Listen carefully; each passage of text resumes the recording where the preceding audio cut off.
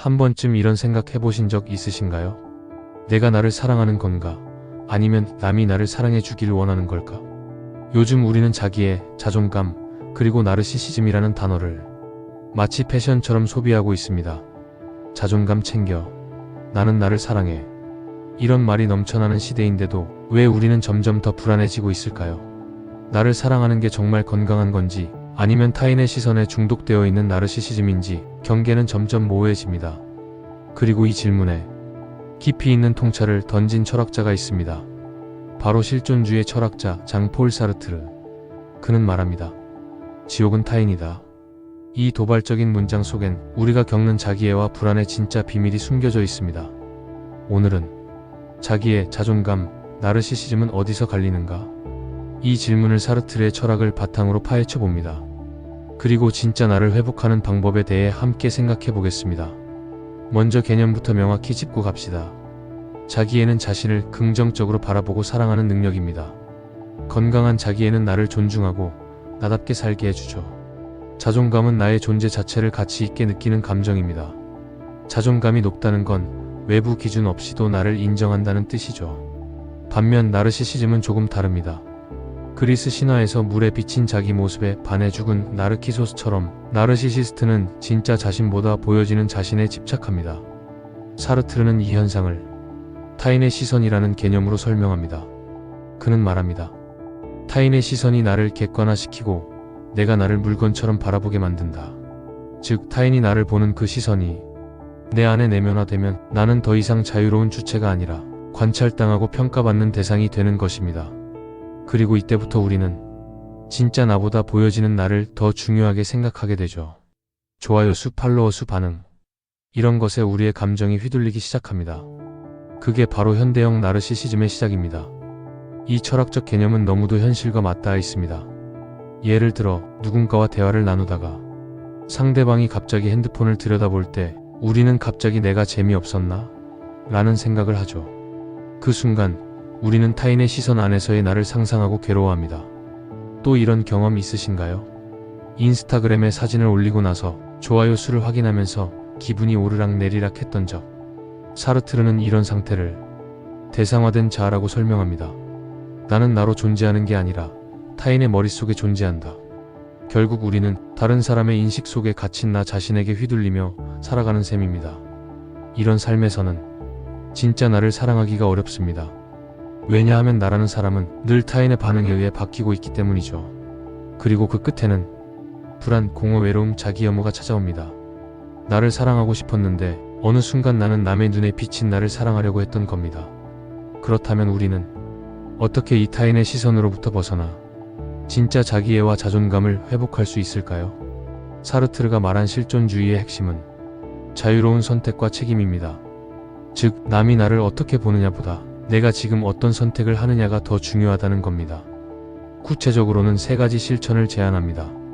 내 감정의 주인을 되찾기. 왜 내가 불편한가? 이 감정은 내 안에서 시작된 건가? 타인의 반응 때문인가? 이렇게 자주 묻는 습관이 필요합니다. 반응보다 정지에 연습하기. 누군가 나를 무시하는 듯한 말을 했을 때 즉시 반응하지 말고 멈춰보세요. 내가 화나는 이유가 정말 그 말 때문인지 아니면 내 속에 있는 불안 때문인지 구분해보는 겁니다. 나를 증명하는 기준을 외부에 두지 마세요. 좋아요 수 누가 인정했는가 보다 나는 오늘 나다운 선택을 했는가? 를 기준으로 삼아보세요. 사르트르는 말합니다. 나는 내가 선택한 나 자신이다. 이 말은 곧 나는 더 이상 타인의 눈에 갇혀 살지 않겠다는 선언입니다. 자기애는 나만 사랑하겠다는 이기심이 아니라 타인의 시선에 흔들리지 않고 나를 품는 용기입니다. 자존감은 타인의 반응에 기대지 않고 내가 나를 믿는다는 조용한 신뢰입니다.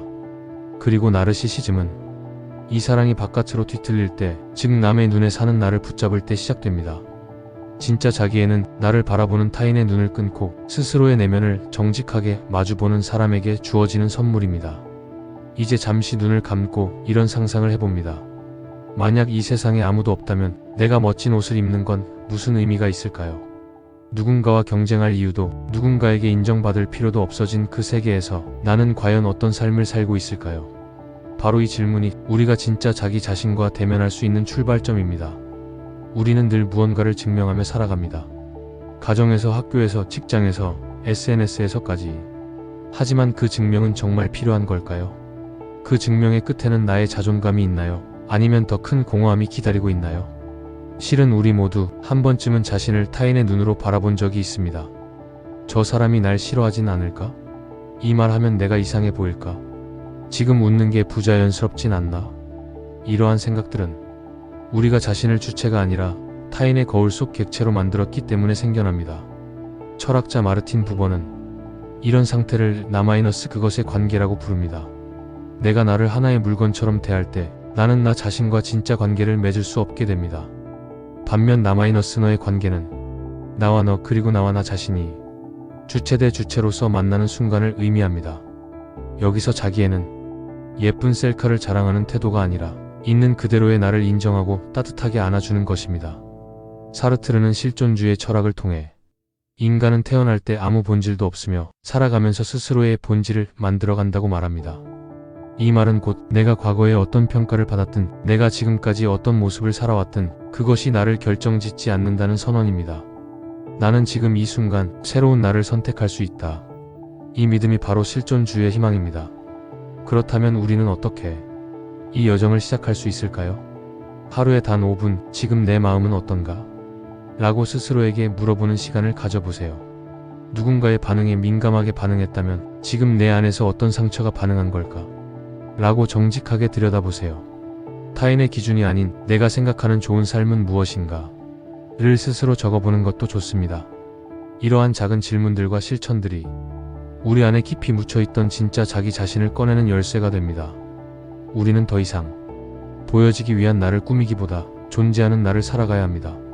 그 시작은 지금 이 순간에도 내 안에서 고요히 나를 바라보는 시선과 함께합니다. 자기에는 완벽함을 강요하는 게 아닙니다. 오히려 그 반대입니다. 실수해도 부족해도 불안해도 그 자체로 살아있는 나를 사랑할 수 있는 용기. 그게 바로 우리가 회복해야 할 자기애입니다. 많은 자기계발서에서 말합니다. 자신을 사랑하세요. 하지만 정작 우리는 이 말을 너무 피상적으로 이해하고 있지는 않을까요? 자기애라는 단어는 사랑스러운 이미지보다 나르시시즘이라는 단어와 엮여 때로는 이기적이고 자기도취적인 태도로 오해되기도 합니다. 하지만 진짜 자기애는 거울 속 내 모습에 만족하는 것이 아닙니다. 진짜 자기애는 지금 이 순간 내가 어떤 감정에 빠져있든 그 감정에 판단 없이 머물 수 있는 능력입니다. 자기 자신을 사랑한다는 것은 슬픔의 날에도 나를 안아줄 수 있는 사람이 되는 것, 부끄러운 기억 속에서도 나를 버리지 않는 태도를 의미합니다. 우리는 실패한 자신을 너무 쉽게 미워합니다. 작은 실수 하나에도 왜 그랬을까, 난 왜 이 모양일까 하며 스스로를 깎아내립니다. 하지만 인간은 본래 불완전한 존재입니다. 사르트르가 말하듯 우리는 완성된 본질이 아니라 살면서 만들어지는 존재이기에 우리는 항상 부족하고 동시에 항상 가능성이 있는 존재입니다. 그렇기 때문에 진짜 자기애는 완성된 나를 사랑하는 것이 아니라 불완전한 지금의 나를 받아들이는 것입니다. 우리는 왜 그렇게 타인의 시선에 휘둘릴까요? 그건 사르트르가 말한 것처럼 우리가 누군가의 시선을 마주하는 순간 스스로를 대상화하기 때문입니다. 예를 들어 누군가가 나를 계속 쳐다볼 때 내가 이상해 보이나? 옷이 이상한가? 이런 생각이 드는 것 자체가 바로 타자의 시선이 우리를 객체로 만들어버리는 순간입니다. 그 순간 나는 더 이상 자유롭지 않게 됩니다. 내가 누구인지보다 그 사람이 어떻게 나를 인식하느냐가 더 중요해지기 때문입니다. 이러한 과정이 반복되면 우리는 결국 타인의 인정을 먹고 사는 존재가 되고 맙니다. 자존감은 무너지기 시작하고 진짜 나는 점점 희미해지죠. 그런데 여기서 중요한 질문이 있습니다. 내가 자존감을 갖기 위해 필요한 조건들은 정말 나 스스로 세운 기준일까요? 아니면 어릴 적부터 들어온 사회적 기준, 부모의 기대, 혹은 비교의식에서 온 외부의 잣대일까요? 만약 그 기준이 나 외부에서 왔다면 그 자존감은 언제든 무너질 수 있습니다. 그러니 우리는 진짜 자존감을 위해 조건 없는 자기 인정을 배워야 합니다. 나는 실수해도 괜찮고 누구에게도 인정받지 못해도 괜찮다.